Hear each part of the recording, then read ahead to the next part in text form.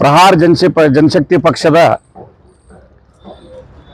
ಅಧಿಕೃತ ಅಭ್ಯರ್ಥಿ ಘೋಷಣೆಗೆ ನಾನು ಇವತ್ತು ಕಲಬುರಗಿ ಜಿಲ್ಲೆಗೆ ಬಂದಿದ್ದೇನೆ. ಹಾಗಾಗಿ ವಿಜಯ್ ಕುಮಾರ್ ಚಿಂಚುನ್ಸೂರ್ಕರ್ ಅವರನ್ನು ನಾನು ಪ್ರಹಾರ ಜನಶಕ್ತಿ ಪಕ್ಷದ ಅಧಿಕೃತ ಅಭ್ಯರ್ಥಿಯಾಗಿ ಇವತ್ತು ನಿಮ್ಮ ಮುಖಾಂತರ ನಾನು ಘೋಷಣೆ ಮಾಡ್ತೀನಿ.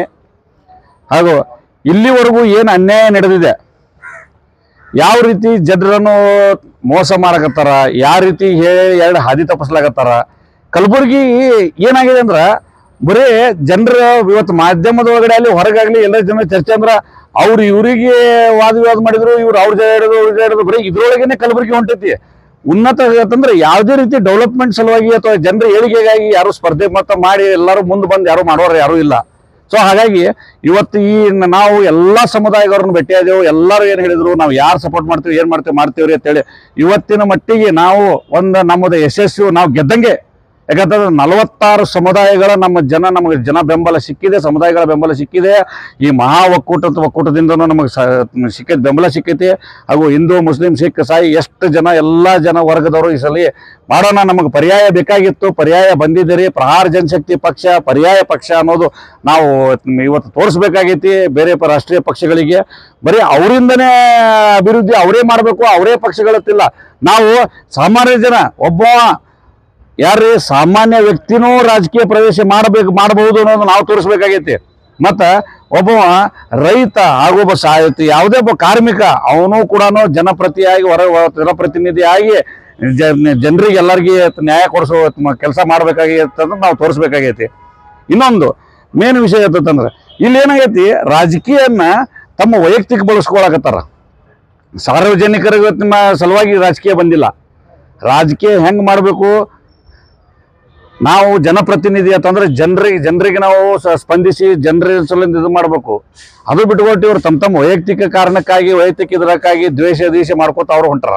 ಸೊ ಅದೇ ರೀತಿ ನಾನು ಈ ಕಲಬುರಗಿ ಜಿಲ್ಲೆಯ ಮಹಾಜನತೆಯಲ್ಲಿ ಕೈ ಜೋಡಿಸಿ ವಿನಂತಿ ಮಾಡ್ಕೊಳ್ಳೋದೇನಂತಂದ್ರೆ, ನೀವು ಕಾಂಗ್ರೆಸ್ಗೂ ಅವಕಾಶ ಕೊಟ್ಟು ನೋಡಿರಿ, BJPಗೂ ಅವಕಾಶ ಕೊಟ್ಟು ನೋಡಿರಿ, ಕಳೆದ ಚುನಾವಣೆ ಒಳಗೆ JDSಗೂ ಅವಕಾಶ ಕೊಟ್ಟು ನೋಡಿರಿ. ಎಲ್ಲರೂ ಏನು ಮಾಡ್ಯಾರ ಅನ್ನೋದು ನಾ ಏನು ಹೇಳೋ ಅವಶ್ಯಕತೆ ಇಲ್ಲ, ನಿಮಗೆ ಗೊತ್ತೈತಿ. ನಿಮ್ಮ ಮನೆ ಮಗ ಆಗಿ ಇವತ್ತು ವಿಜಯ್ ಕುಮಾರ್ ಚಿಂಚುನ್ಸೂರ್ಗೆ ನಾವು ಪಕ್ಷದ ಅಧಿಕೃತ ಅಭ್ಯರ್ಥಿಯಾಗಿ ನಾವು ಘೋಷಣೆ ಮಾಡೀನಿ. ಸೊ ಅದೇ ರೀತಿ ನೀವು ಅವನಿಗೆ ಎಲ್ಲರಿಗೂ ಈ ಸದ್ ನಮ್ಗೆ ನಿಮ್ಮ ಸಹಾಯ ಹಸ್ತವನ್ನು ಮುಂದೆ ಚಾಚಬೇಕು. ಹಾಗೂ ನಿಮ್ಮ ಎಲ್ಲರೂ ನಮಗೆ ಬೆಂಬಲಿಸಿ ನಮಗೆ ಅತಿ ಹೆಚ್ಚಿನ ಮತಗಳಿಂದ ನಮ್ಮನ್ನು ಇಲ್ಲಿ ವಿನ್ ಮಾಡಿ ನಮಗೆ ಇಲ್ಲಿ ಚುನಾಯಿಸಿ ನಮ್ಮ ಲೋಕಸಭೆ ಕಳಿಸ್ಬೇಕಾಗಿ ನಾ ಈ ಮತದಾರ ಪ್ರಭುಗಳಿಗೆ ವಿನಂತಿಸಿಕೊಳ್ತೀನಿ. ಜನತೆಗೆ ನನ್ನ ನಮಸ್ಕಾರಗಳು. ಬುದ್ಧ ಬಸವ ಮತ್ತು ಅಂಬೇಡ್ಕರ್ ಪಾದಕ್ಕೆ ನಾನು ನಮಿಸುತ್ತಾ, ಇಂದು ನಮ್ಮ ಪ್ರಹಾರ ಜನಶಕ್ತಿ ಒಂದು ಪಕ್ಷದ ಪರವಾಗಿ ಇವತ್ತೇನಪ್ಪ ಅಂದ್ರೆ, ಇವತ್ತೊಂದು ಸಣ್ಣ ಕುಟುಂಬದಲ್ಲಿ ಬೆಳೆದಂಥ ವ್ಯಕ್ತಿಗೆ, ಒಂದು ಬಡತನ ಕುಟುಂಬದಲ್ಲಿ ಬೆಳೆದುಕೊಂಡು ಬಂದಂಥ ವ್ಯಕ್ತಿಗೆ ಇವತ್ತೇನಪ್ಪ ಅಂತಂದ್ರೆ ಪ್ರಹಾರ ಜನಶಕ್ತಿ ಇವತ್ತು ಪಕ್ಷವನ್ನೇನಪ್ಪ ಅಂತಂದ್ರು ನನಗೆ ಗುರುತಿಸೇನಪ್ಪ ಅಂತಂದ್ರೆ ಇವತ್ತೇನದ ಅವರು ಪಕ್ಷದ ವತಿಯಿಂದ ನನಗೆ MP ಕಾಂಟೆಸ್ಟ್ ಮಾಡಿ ರಾಜ್ಯಸಭೆಗೆ ಟಿಕೆಟ್ ಕೊಟ್ಟಿದ್ದಾರೆ. ಅವರಿಗೆ ನಾನು ಲೋಕಸಭಾ ಚುನಾವಣೆ ಟಿಕೆಟ್ ಕೊಟ್ಟಿದ್ದಾರೆ. ಅವರಿಗೆ ಏನಪ್ಪ ಅಂತಂದ್ರೆ ಆ ಪಕ್ಷಕ್ಕೆ ಮತ್ತು ಅವರು ಜಿಲ್ಲಾಧ್ಯಕ್ಷರಿಗೆ ಮತ್ತು ರಾಜ್ಯಾಧ್ಯಕ್ಷರಿಗೆ ನಾನು ಹೃತ್ಪೂರ್ವಕ ತುಂಬುರದ ಧನ್ಯಗಳನ್ನ ಹೇಳ್ತಾ, ಅದೇ ರೀತಿಯಾಗಿ ಇವತ್ತು ಏನಪ್ಪಾ ಅಂತಂದ್ರೆ ಒಬ್ಬ ಸರ್ವಸಾಮಾನ್ಯ ಕುಟುಂಬದಲ್ಲಿ ಜನಿಸಿದಂತ ವ್ಯಕ್ತಿಗೆ ಇವತ್ತು ಒಂದು ಕಲಬುರಗಿ ಜಿಲ್ಲೆಯಾದಂತ ವ್ಯಕ್ತಿಗೆ ಇವತ್ತೇನದ ರಾಜ್ಯ ಮಟ್ಟದಿಂದ ಇವತ್ತು ನಮ್ಮ ಸಾಹೇಬರಾದಂತ ಚೌಧರಿ ಸಾಹೇಬರು ಇವತ್ತು ಇಲ್ಲಿ ಬಂದು ನಮಗೆ ಟಿಕೆಟ್ ಕೊಟ್ಟಿದ್ದಾರೆ.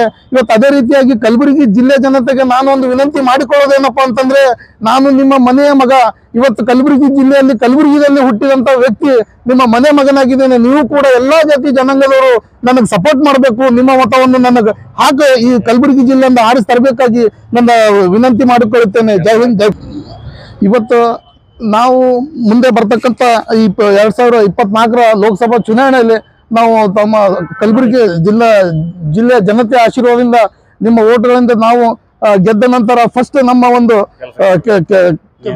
ಕಲಬುರಗಿ ನಗರದಲ್ಲಿ ಇರ್ತಕ್ಕಂಥ ನೀರಿನ ಕೊರತೆ ಮತ್ತು ಕಲಬುರಗಿ ನಗರದಲ್ಲಿ ಇರ್ತಕ್ಕಂಥ ಇವತ್ತು ಎಷ್ಟೋ ವರ್ಷ ಆಯ್ತು ಕಲಬುರಗಿ ನಗರದಲ್ಲಿ ಝೋಪಡಿಗಳಿವೆ.